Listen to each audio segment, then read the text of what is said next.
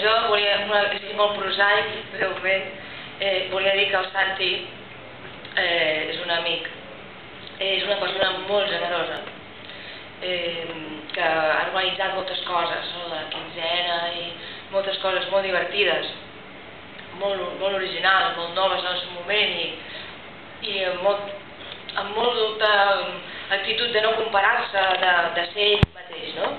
I això és molt generós. I honest, no? I és una virtut per un poeta, això, no?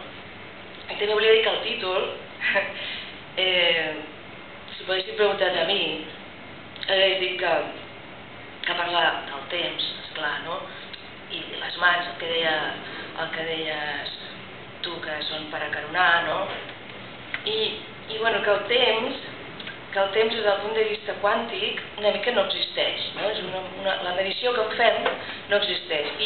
I a mesura que passa la vida veus que efectivament sembla possible estar demà, ahir i avui tot junt, no? Però quan hi ha l'amor és avui, això sí. Quan hi ha l'amor tot s'atura, no?